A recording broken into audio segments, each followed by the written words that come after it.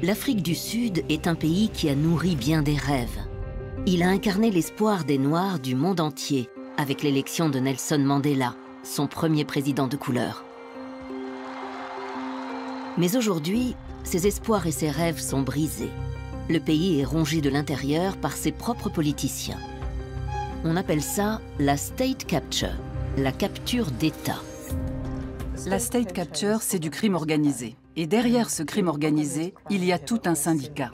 Un syndicat qui pille les ressources de l'État, à commencer par les grands groupes publics comme le producteur d'électricité Eskom. Au moins 4 cartels de criminels opéraient au sein d'Eskom. Résultat, les lumières s'éteignent dans tout le pays. Égard à ceux qui osent dénoncer les coupables. Pour ces gens qui fricotent avec le pouvoir, il est très facile de vous faire assassiner.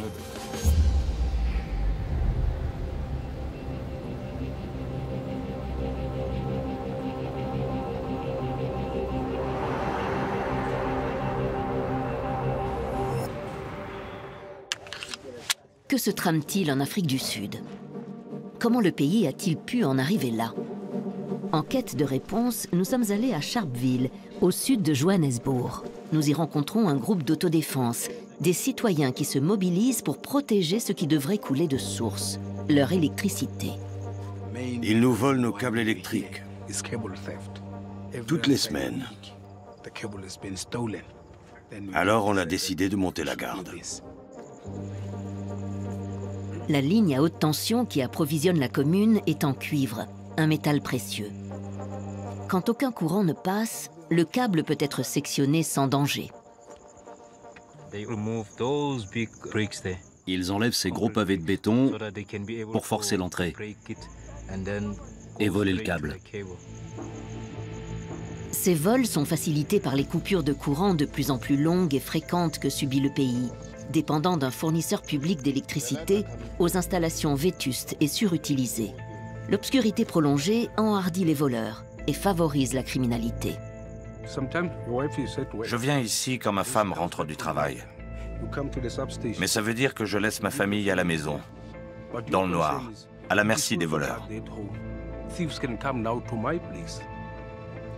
Je suis chef de famille et je devrais être auprès d'eux pour les protéger, alors que je suis là à protéger Eskom. Ces hommes soupçonnent des employés de l'entreprise Eskom. Et ils savent aussi qu'en montant la garde ici, ils s'exposent à de grands risques, car en Afrique du Sud, les pillards ont la gâchette facile. Si on meurt, pour notre communauté. Nous sommes de simples citoyens qui se mobilisent parce que le gouvernement se moque de notre sort. Dès que le courant est rétabli, les hommes peuvent rentrer chez eux. Le câble est de nouveau protégé par la haute tension jusqu'à la prochaine coupure. Chaque fin de patrouille s'achève sur un avertissement. On n'a pas l'intention de renoncer. Ce câble est à nous et personne ne va plus nous le voler. Toute l'Afrique du Sud souffre depuis des années d'une grave crise de l'électricité. Le courant est presque quotidiennement coupé par l'entreprise même qui est censée le fournir, le seul producteur d'électricité du pays. Et ce, au sein de la première puissance économique du continent africain, et la plus moderne. Le groupe Eskom appelle cela le load shedding, le délestage de charge. Ce désengorgement contrôlé du réseau a été introduit en 2008. Mais en 2023, la durée et la fréquence de ces coupures annoncées ont battu tous les records, au point que le président a déclaré l'état de catastrophe nationale. Les gens ont dû se débrouiller sans électricité jusqu'à 12 heures par jour, chez eux comme sur leur lieu de travail. Mais cette situation infernale est-elle seulement due à la surcharge du réseau électrique? Le siège d'Eskom se trouve à Johannesburg. En 2001, elle est élue meilleur fournisseur d'énergie électrique du monde. Puis commence une rapide dégringolade. Les années passent sans que la barre soit redressée. On appelle finalement André De Ruyter à la rescousse. En reprenant les rênes de l'entreprise, il découvre des structures pour le moins suspectes, dans ce groupe qui détient le monopole public de l'approvisionnement en électricité. Il m'est apparu de plus en plus clairement qu'Escom était à la merci d'un certain nombre de syndicats du crime, ou de cartels de criminels, appelez-les comme vous voudrez. Et les services de la police sud-africaine ne faisaient pas grand-chose pour combattre cela. J'en ai parlé au chef de la police nationale et à l'agence de sécurité d'État. Et j'ai bien compris que certains membres de ces institutions avaient connaissance des activités criminelles dont je leur parlais. Il était également clair que l'agence de sécurité d'État n'était pas pressée d'enquêter sur ces affaires. Ce refus de mener des enquêtes en règle ne peut signifier qu'une chose. Des membres de l'élite politique sont impliqués dans ces manigances. André de Ruyter le comprend et sait que dès lors, sa vie est menacée. Aujourd'hui, il vit et travaille aux États-Unis, où il a fui à la suite d'un événement dramatique survenu en décembre 2022 dans les bureaux de la direction d'Escom. Il avait prié sa secrétaire de lui apporter un cappuccino, mais la machine à café était en panne. Elle est revenue et m'a dit « La machine fonctionne. Des gens sont passés qui ont réussi à la réparer. Tenez, un bon cappuccino. » La mousse de lait n'était pas tout à fait comme d'habitude. Mais à part ça, je n'ai rien remarqué d'étrange.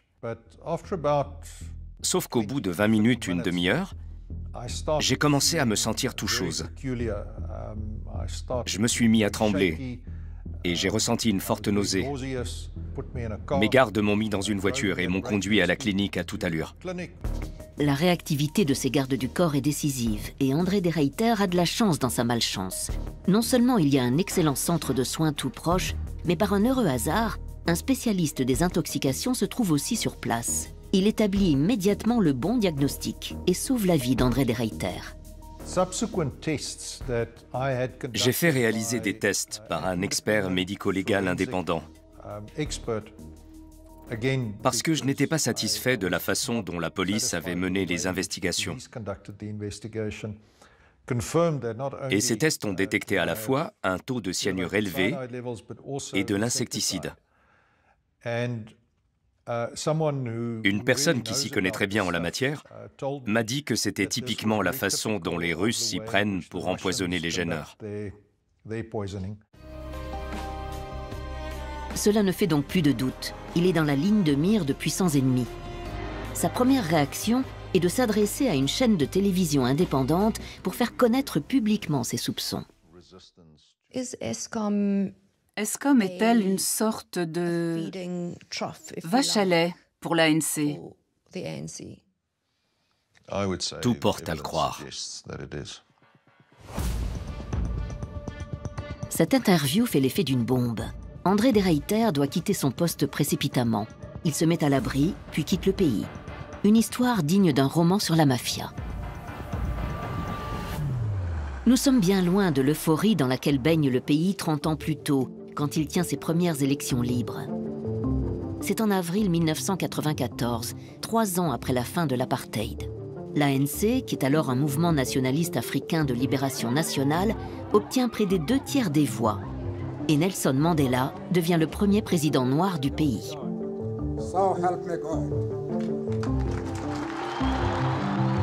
Le passage d'une dictature brutale et violente à un gouvernement démocratique se déroule de manière pacifique. À l'époque, on fait aveuglément confiance à l'ANC, le parti de Nelson Mandela. Bientôt pourtant, il y a en son sein des forces qui veulent tirer profit du pouvoir qu'il vient de conquérir. Élu président en 2009, Jacob Zuma voit son mandat comme une occasion de s'enrichir et d'en faire profiter ses proches et ses partisans, collègues du parti ou partenaires d'affaires. Les frères Gupta comptent parmi ses principaux complices. Ensemble, ils se mettent à piller systématiquement les entreprises publiques comme Escom. L'infrastructure du pays s'effondre. Des mouvements de protestation d'envergure nationale forcent finalement l'ANC à remplacer Zuma à la tête de l'État en 2018.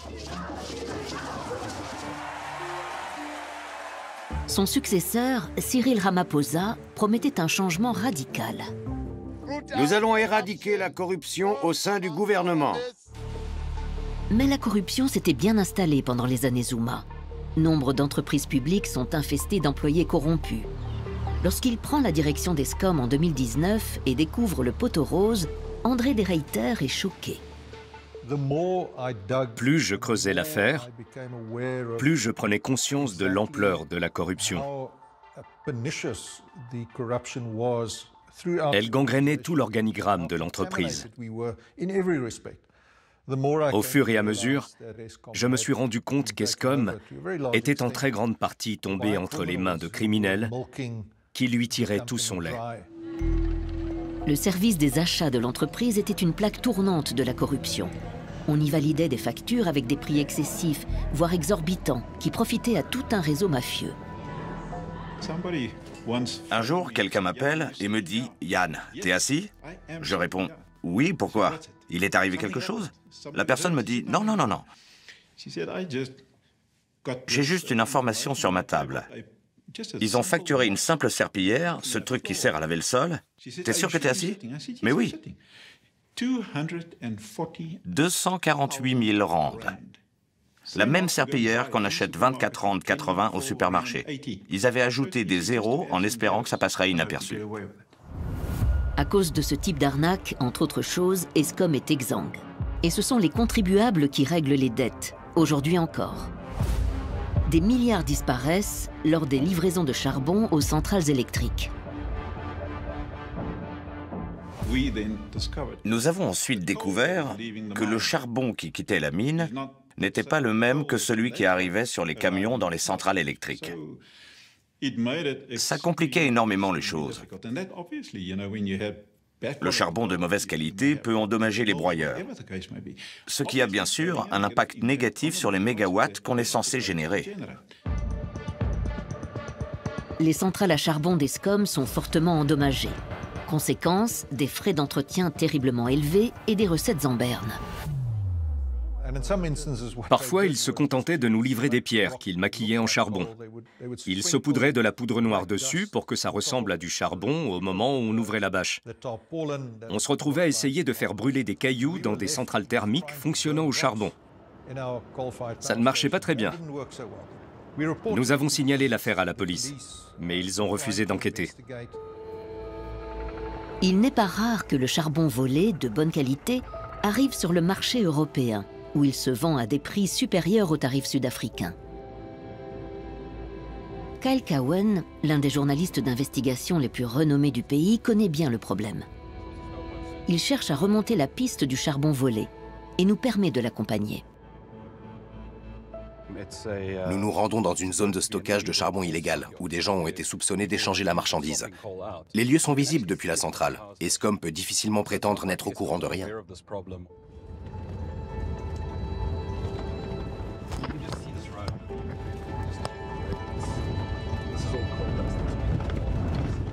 Regardez cette route.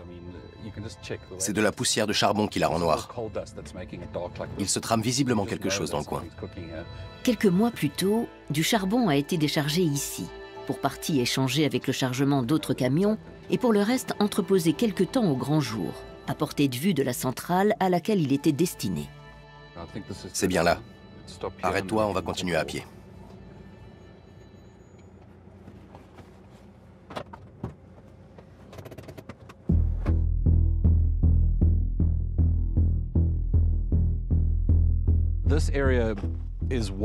Des endroits comme ça, il y en a une trentaine autour des centrales électriques de la province du Mpumalanga. On le sait parce que ça fait 2 ou 3 ans qu'Escom essaie de remédier à ce problème. Kyle doit rester prudent quand il pénètre ainsi en terrain privé, sans autorisation, car il est peu probable que l'on y voie ses investigations d'un bon œil. Des cailloux. La preuve est là, devant vous. Si c'est ce qu'ils livrent à la centrale, pas étonnant que ça endommage les broyeurs. Ils sont conçus pour réduire le charbon en une fine poudre avant de l'envoyer dans les chaudières. Ils ne sont pas censés travailler la pierre. Ça abîme aussi les tubes des chaudières. Bref, Ça donne de plus en plus de fil à retordre à Eskom. Comment on a pu laisser faire ça, à portée de vue de la centrale? Franchement, ça me dépasse. Si cette zone d'échange illicite est visible de la centrale, alors Kyle l'est aussi. Ces machines-là, on dirait un transporteur vibrant et de petits convoyeurs. Il est facile de charger du charbon sur les camions avec ces équipements. Derrière moi... Oh, bonjour, ça va? Kyle a de la chance. Nous avons été repérés, mais le gardien reste amical. Il lui donne même le numéro de téléphone du propriétaire du terrain. Une aubaine. Mais avant de le contacter, Kyle veut continuer à suivre avec nous la trace du charbon volé. Les centrales ont pour la plupart été construites à proximité des mines de charbon. Nous sommes donc au cœur du bassin houillé de l'Afrique du Sud, où l'on extrait cet or noir depuis plus de 100 ans dans des mines à ciel ouvert. Nous nous trouvons actuellement à environ 2 heures de Johannesburg, côté est.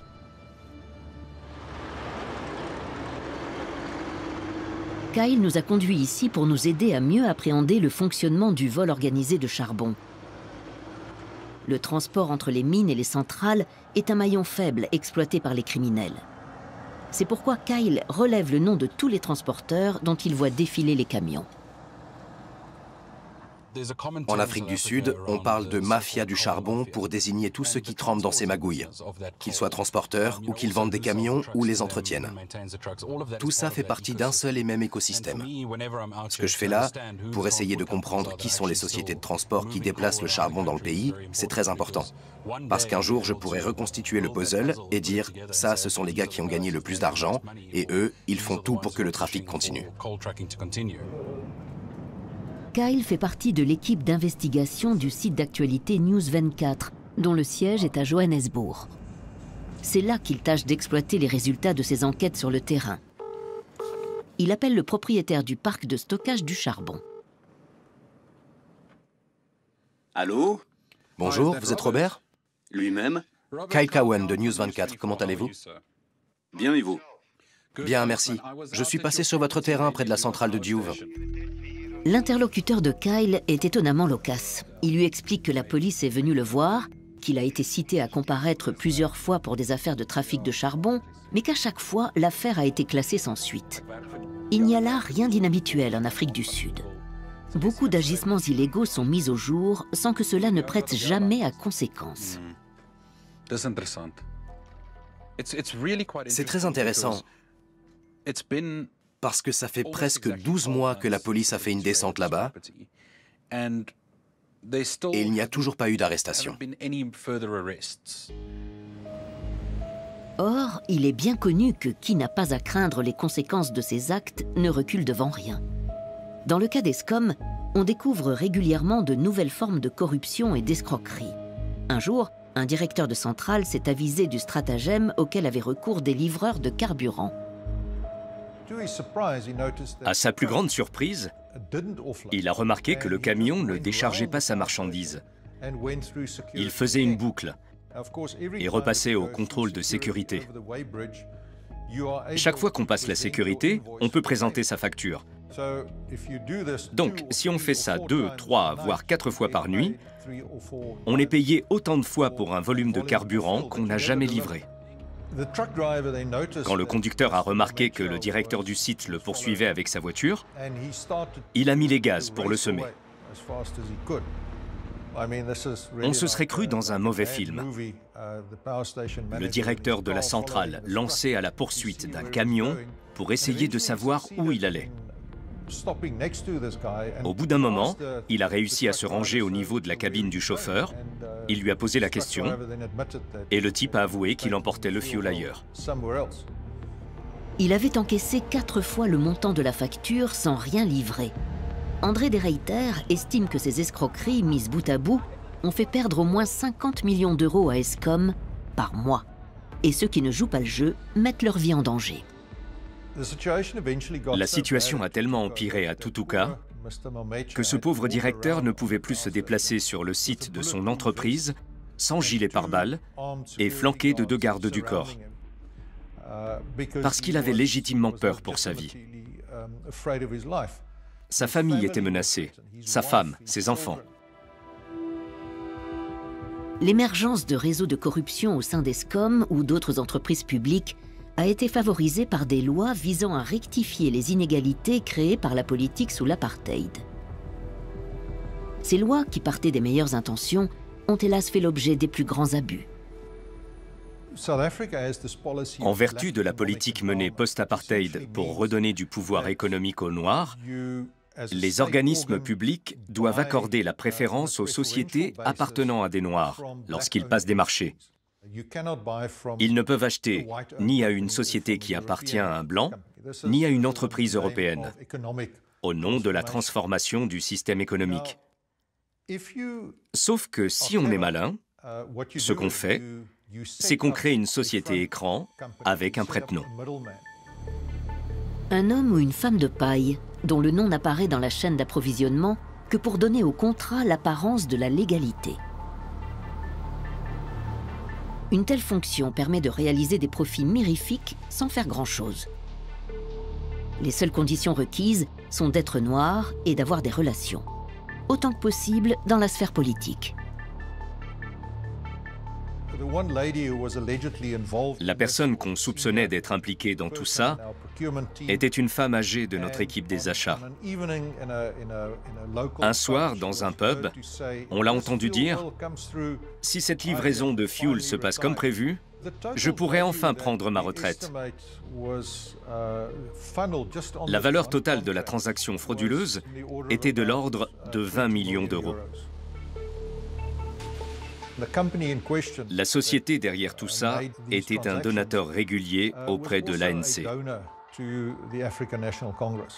ce qui bien sûr ne nuisait pas à sa cause. André de Ruyter dénonce l'acheteuse et annule les contrats avec la dite société à qui elle servait de prête-nom. La réaction ne s'est pas fait attendre. J'ai été accusé d'être raciste, moi. Si bien que je me suis retrouvé à devoir me défendre. Au bout du compte, j'ai été innocenté. L'avocat a même fait valoir que si je n'avais pas agi comme je l'ai fait, j'aurais manqué à mes devoirs. Car la corruption dégrade les conditions de vie de tous les habitants du pays, ceux des townships plus encore que les autres. Thuli Madonsela, ici sur des images filmées en 2016, est la pionnière de la lutte contre la corruption. 7 ans durant, elle occupe la fonction de médiatrice de la République sud-africaine. Aujourd'hui encore, elle est une héroïne aux yeux du peuple et surtout des plus pauvres, car elle a entrepris des investigations sérieuses contre le pillage criminel des ressources de l'État. Thuli Madonsela vient de Soweto, un township situé aux portes de Johannesburg. Adolescente, elle militait déjà contre l'apartheid au sein de l'ANC.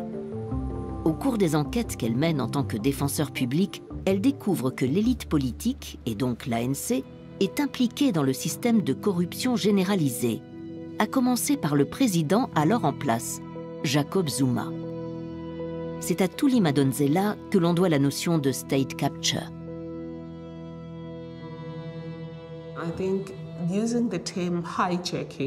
Je pense que le terme hijacking, détournement, est le plus adéquat pour décrire ce qu'est la state capture. C'est le mécanisme par lequel une poignée d'individus se saisissent des leviers de l'État et les détournent pour en faire des instruments servant leurs propres intérêts, notamment financiers.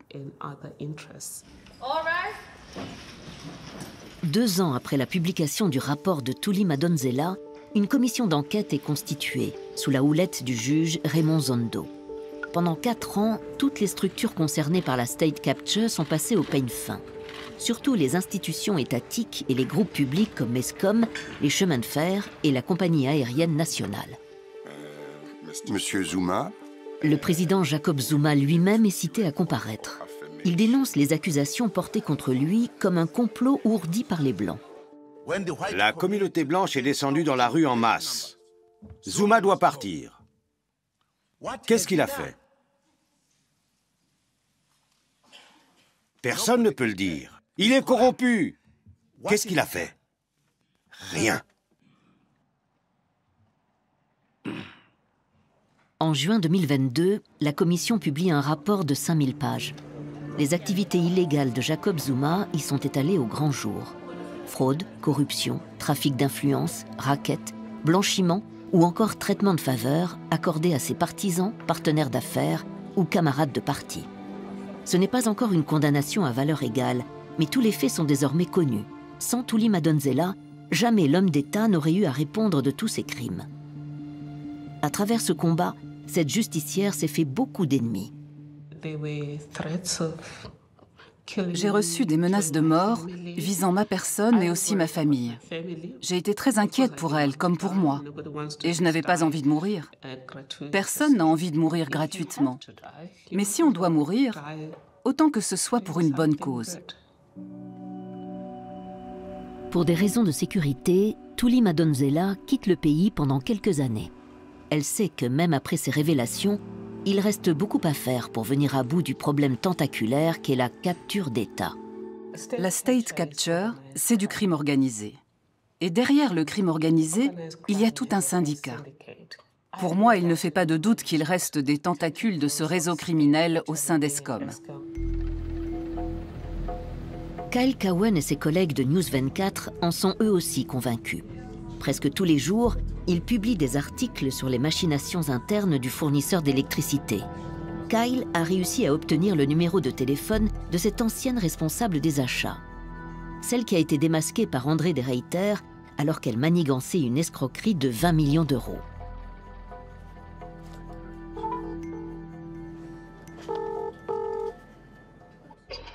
Allô? Bonjour Madame Mara, c'est Kyle Cowan de News 24. Comment allez-vous? Bien, merci. Et vous? Très bien. Ça fait un moment que j'essaie de vous joindre. Seriez-vous d'accord pour me parler un peu plus d'Icon Oil et d'Eskom? Non, pas vraiment. Tout cela est derrière moi. De façon prévisible, Madame Mara ne souhaite pas faire de révélations. Bien que soupçonnée d'avoir causé énormément de tort à Eskom, elle est sortie indemne de toute cette affaire. Elle veut passer à autre chose. Eskom se bat encore avec Icon Oil pour environ 1,2 milliard de rand de trop perçus, soit près de 60 000 euros. Et elle n'a pas à répondre de quoi que ce soit. Sa retraite lui est versée comme si de rien n'était. Aucune responsabilité n'a été retenue contre elle, ni civile ni pénale. Elle ne subit aucune conséquence pour ses actes. Au moment où des accusations allaient être portées contre elle, elle est partie. Elle a posé sa démission et elle a quitté Eskom. Et elle s'en sort comme ça. Eskom est encore miné par les pratiques de corruption héritées de l'ère Zuma, manifestement toujours couvertes par des éminences politiques. Même le sabotage d'infrastructures clés continue, car la dégradation des installations aussi profite à quelqu'un, celui qui livre du matériel neuf ou effectue les travaux de réparation en surfacturant à outrance. Tout cela aux frais de la population qui doit s'accommoder de coupures de courant presque quotidiennes. Il y a 30 ans, le géant public de l'électricité enregistrait des bénéfices qui se chiffraient en milliards. Aujourd'hui, il a plus de 20 milliards d'euros de dettes. Les malversations qui s'y déroulent intéressent aussi le Sunday Times, le journal dominical le plus populaire d'Afrique du Sud. Sabelo Skiti y travaille en tant que journaliste d'investigation. Il est certain qu'Eskom continue à être pillé de l'intérieur. Les actions de sabotage qui ont lieu chez Eskom sont directement liées aux sociétés qui vont en profiter. Dans une centrale électrique, le pouvoir de passation des marchés est entre les mains d'un comité de moins de 10 personnes. Et parmi elles, certaines ont des contacts au sein du monde politique. Et elles choisissent de faire affaire avec des sociétés, elles aussi étroitement liées à certains ministères et à l'ANC. Sabelo nous emmène à 2 heures au sud de Johannesburg où il poursuit des investigations. Je travaille sur cette affaire depuis très longtemps. Mon enquête porte sur l'un des syndicats du crime qui suce le sang de l'entreprise. Ils ont réussi à s'approprier ce qu'on appelle les distributeurs automatiques fantômes. Ces machines qui fournissent les cartes permettant d'obtenir des jetons pour l'électricité, quand on a un compteur électrique après paiement. De même qu'on trouve en Europe des cartes de téléphone prépayées, il y a en Afrique du Sud du courant électrique prépayé. On achète une certaine quantité d'électricité auprès d'Eskom et on obtient un code pour activer l'alimentation de son réseau électrique domestique. Des syndicats criminels ont fait main basse sur ces dispositifs et sur les logiciels qui génèrent les codes d'activation, ce qui leur permet de vendre de l'électricité sur le marché noir à prix cassé. Sabelo a pris en location une maison d'hôte isolée pour pouvoir y conduire des interviews confidentielles.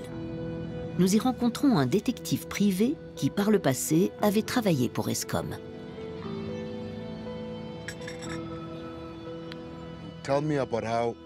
Comment vous y êtes-vous pris pour infiltrer ces syndicats et accéder à ces informations? Ça n'a pas été facile, mais on a fini par comprendre qui étaient les cerveaux, où ils planquaient les machines et comment ces syndicats opéraient. Les personnes impliquées dans ces trafics sont des membres du service client et du service informatique d'Eskom. Il semble que tous les maillons de cette chaîne soient en lien direct avec Eskom. À ce que je comprends, même l'entretien des machines et leur mise en fonction dépendent d'un technicien Eskom. Tout à fait. J'appelle ça du sabotage économique. Parce qu'en fin de compte, Eskom ne perçoit pas les recettes. Elles sont détournées par ces gens qui mènent un business parallèle.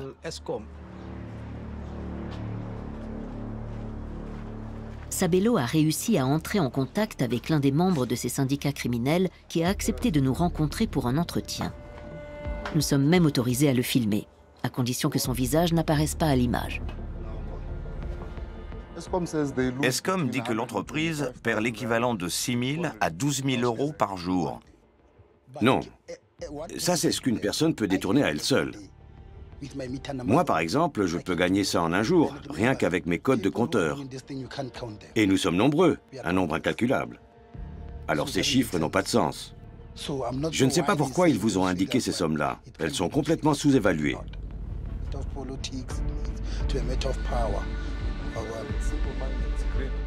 Ce marché représente donc des pertes colossales pour Eskom et des gains astronomiques pour les syndicats criminels qui sont prêts à protéger leurs poules aux œufs d'or par tous les moyens.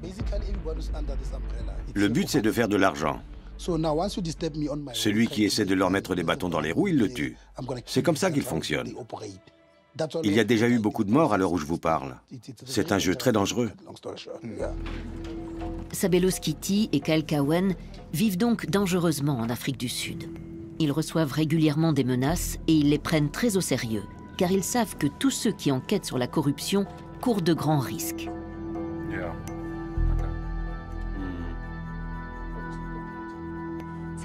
Des images de vidéosurveillance montrant Sembizile Yende se rendant au travail sur le site de Peter Woods, appartenant au groupe Eskom, ont mystérieusement disparu. Elle s'appelait Sembizile Yende et était assistante technique à Eskom. Début mai 2017, elle a disparu. Elle n'est pas rentrée chez elle après le travail. Kyle cherche à faire la lumière sur cette affaire depuis des années. En nous conduisant sur le site en question, en périphérie de Johannesburg, il nous raconte ce qu'il sait sur cette affaire.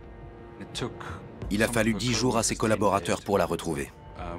Ils ont remarqué qu'une odeur étrange se dégageait de son bureau.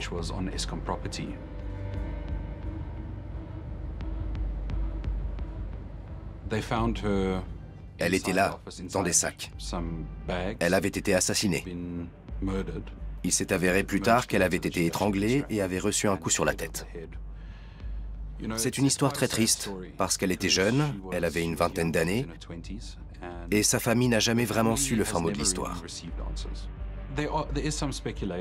Certains pensent que Sembizile était sur le point de dénoncer une affaire de trafic de cuivre dans laquelle un employé d'Eskom était impliqué. Aucune preuve n'a pu être apportée à ce sujet. Si elle détenait des informations, elle les a emportées dans la tombe avec elle. Ce n'est qu'un exemple du sort qui peut être réservé à ceux qui ont affaire à Eskom, de près ou de loin. Et ces meurtres ne sont jamais élucidés. Si on essaie de parler, d'impliquer la police, non seulement ça ne sert pas à grand-chose, mais pour ces individus qui ont de l'argent et des relations haut placées, il est très facile de vous faire assassiner, de façon à continuer à voler tranquillement.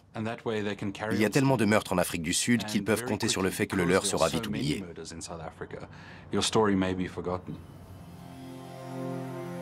Sembizile Yende a été déclaré victime d'un accident, même si toutes les pistes menaient à Eskom. 2 ans plus tard, André de Ruyter prend les commandes de l'entreprise. Pour mesurer toute l'ampleur de l'infiltration criminelle, il engagera des détectives privés.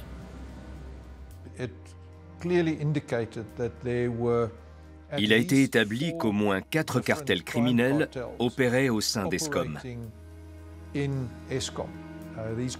Ces cartels étaient très bien organisés, très structurés. Ils avaient des complices à l'intérieur même des centrales. Ces gens menaient la belle vie grâce à l'argent qu'ils dérobaient à l'entreprise. Ils avaient des rituels qui consistaient, par exemple, à se laver les mains avec du whisky 15 ans d'âge quand ils arrivaient à leur réunion, rien que pour montrer qu'ils avaient de l'argent à revendre. Ils avaient aussi une prédilection pour les voitures de sport exotiques.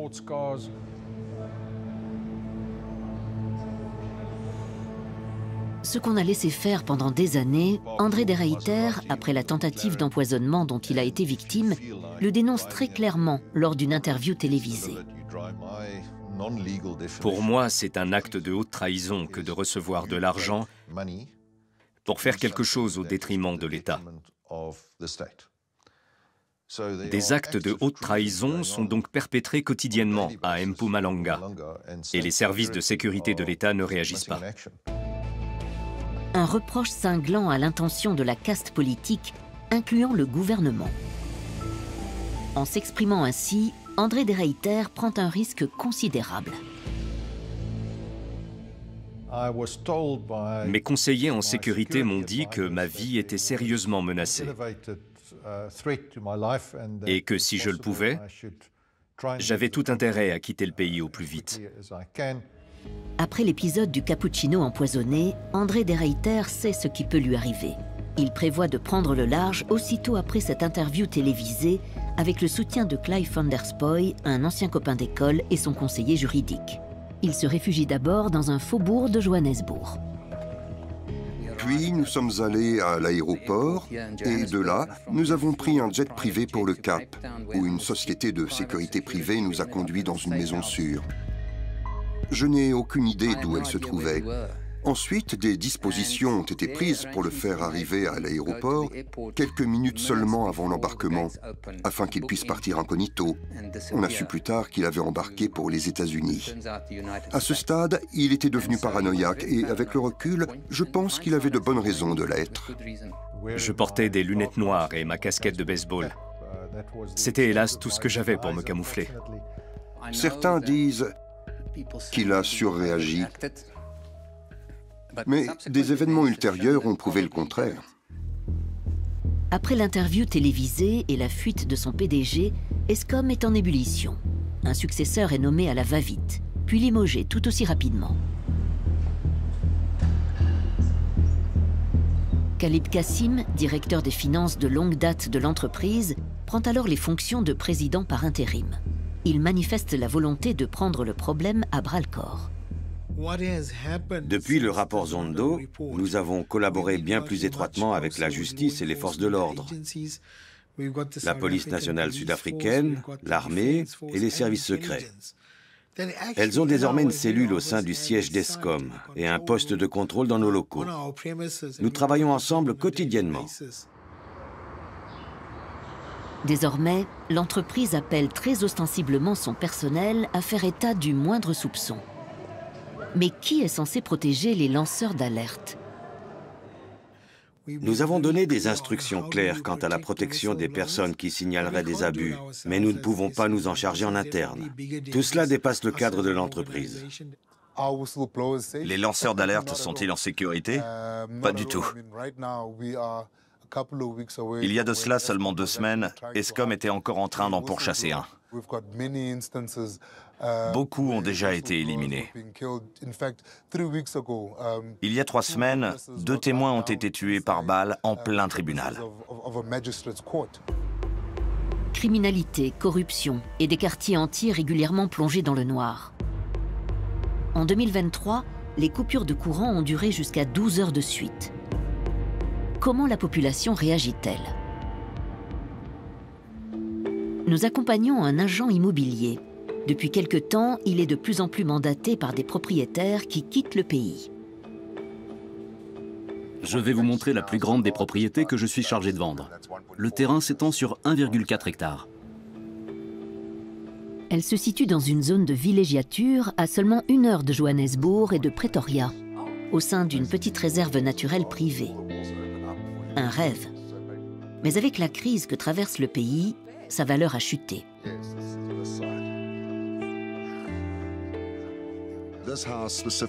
Selon les estimations des banques, cette maison valait 23 millions de rand en 2016. Aujourd'hui, elle est mise en vente à 15 millions, soit environ 720 000 euros. Cela reflète la tendance générale en Afrique du Sud.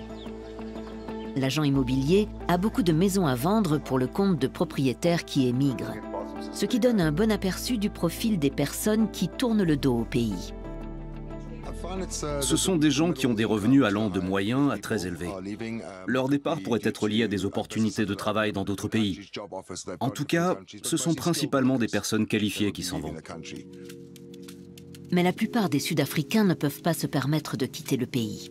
Dans les nombreux townships, les conséquences de la crise de l'électricité sont particulièrement palpables. Rien qu'en 2023, plus de 650 000 emplois ont été anéantis. Les petites entreprises, comme les salons de coiffure ou les boulangeries, ont accusé de lourdes pertes en raison des coupures de courant. Et nombre d'entre elles ont dû déposer le bilan. Fin 2022, le taux de chômage était déjà de près de 33% et même de plus de 60% parmi les jeunes.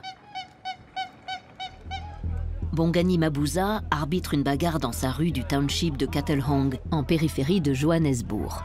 Ici, le quotidien est marqué par la criminalité, la drogue et la violence. Mais en dépit de tout cela, Bongani se plaît à Katlehong. Il se sent chez lui dans ce faubourg où tout le monde se connaît et se serre les coudes. Bongani est un petit entrepreneur qui a déjà mis sur pied différents projets commerciaux au cours de sa vie. Mais la crise de l'électricité ne lui facilite pas la tâche. J'avais ouvert une boulangerie où je distribuais du pain à la communauté. Mais elle a souffert de toute une série de problèmes, en particulier du load shedding, les coupures de courant qui interrompaient la cuisson du pain. J'avais beaucoup de pertes, alors on a dû se diversifier. En clair, la boulangerie a dû fermer à cause d'Eskom. Bongani et sa femme ont cherché une idée de commerce qui les rendrait moins dépendants du courant électrique. Ils ont ouvert une petite épicerie qui assure un service de livraison et emploie beaucoup de chômeurs des environs. Mais là aussi, ils ont besoin d'électricité, surtout avec la criminalité omniprésente.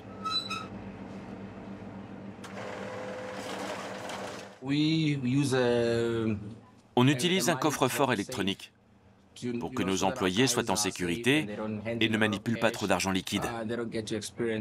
Comme ça, ils n'ont pas à subir trop de cambriolage.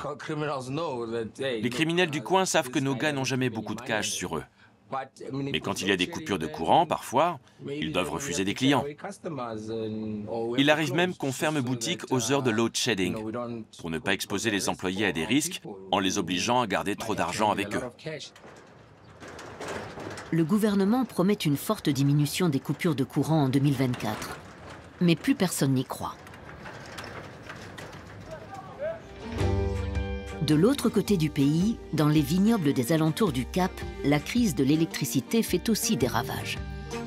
Les viticulteurs ont subi de graves pertes. Ils dépendent d'une alimentation en électricité continue pour les systèmes d'irrigation, les unités de refroidissement, les remplisseuses. Le fonctionnement de tout cela a été fortement compromis, altéré, empêché. Paul Clever représente la 4e génération familiale à la tête de ce domaine viticole et fruitier. Quand les coupures ont commencé à se multiplier il y a 2 ans, il a pu se rabattre, comme beaucoup d'autres gros entrepreneurs du pays, sur d'énormes générateurs diesel qui lui ont permis de sauver sa récolte et de maintenir l'entreprise en activité. Mais bientôt, il a été clair que le load shedding n'était pas un problème temporaire et que la situation ne s'améliorerait pas du jour au lendemain. Ces 2 dernières années ont été un véritable choc. Ça a été terrible. Nous avons été obligés de chercher des moyens de pallier le problème à toute vitesse. Dans un pays aussi ensoleillé, la solution a été vite trouvée. Clever a investi massivement dans l'énergie solaire pour ne plus dépendre d'Eskom. Mais financièrement, ça n'a pas été aussi simple. On parle de millions et de millions de rands. Ce n'est pas rien. Et surtout, c'était des dépenses qui n'étaient pas prévues. Paul Clever a su se tirer d'affaire. Une gigantesque batterie se dresse maintenant à côté du groupe électrogène qui n'est plus utilisé que très rarement. Cette batterie se recharge quand le réseau électrique du domaine est alimenté à la fois par Eskom et par les panneaux solaires. Nous avons 230 kWh d'autonomie grâce à cette batterie, ce qui, combiné à l'énergie solaire, nous permet de faire face à un épisode de load shedding de 4 heures, sans avoir à mettre en route le groupe électrogène. C'est toute l'idée. On n'utilise plus ce générateur qu'en dernier recours. Ces 2 dernières années, beaucoup de générateurs sont tombés en panne parce qu'on les utilisait trop, bien plus que ce pourquoi ils ont été conçus. Ironie du sort, le load shedding a forcé de nombreuses entreprises à devenir plus écolo. La bonne nouvelle, c'est qu'en Afrique du Sud, on a un taux d'ensoleillement élevé.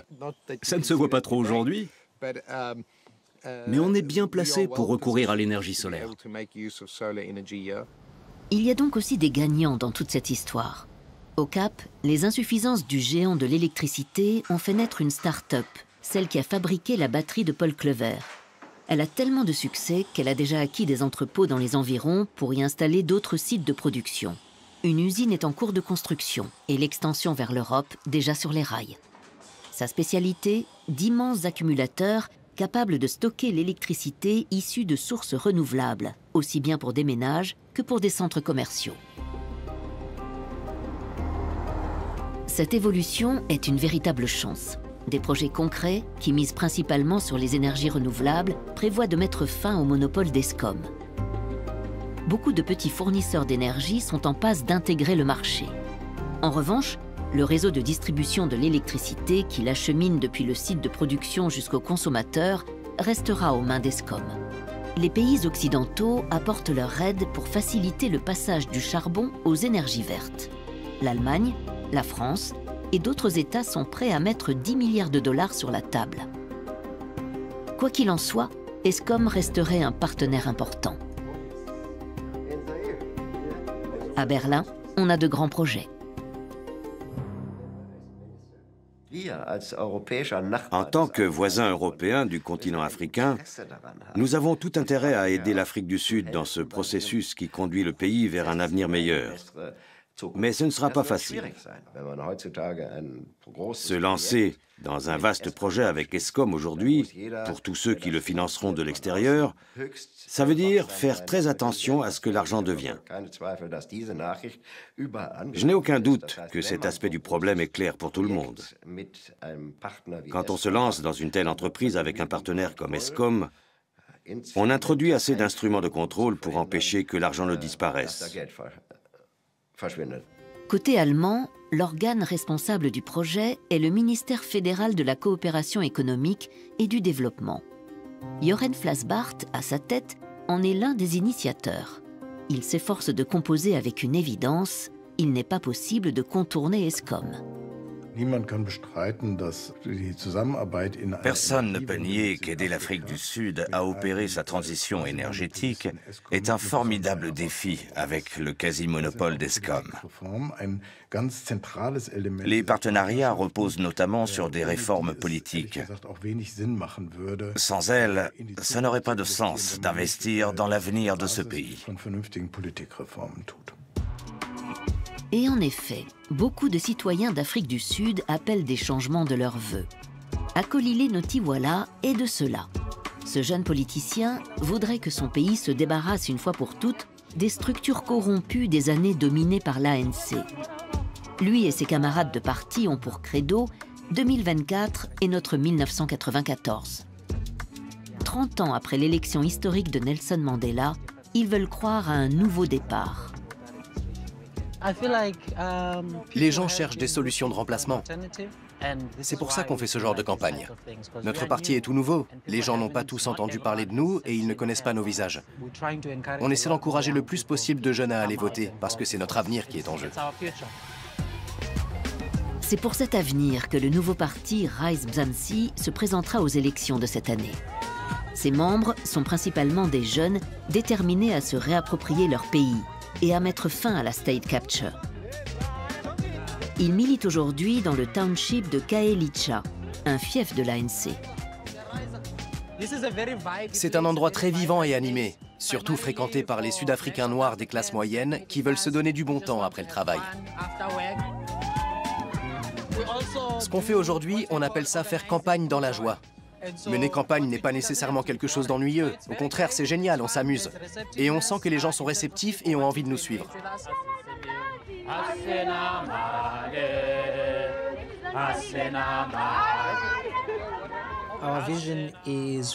Nous voulons faire de l'Afrique du Sud un pays uni, sûr et prospère en l'espace d'une génération. C'est notre vision. Le gouvernement actuel ne cesse de manquer à sa mission. C'est l'échec incarné. C'est pourquoi un changement s'impose.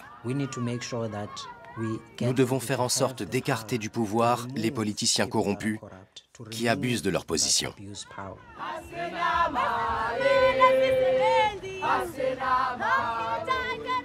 Il faut en finir avec l'ère de la capture d'État. Et on ne viendra à bout de la corruption rampante qui gangrène le pays qu'en punissant enfin les coupables. 2024 sera-t-elle l'année où les espoirs des Sud-Africains seront enfin comblés ?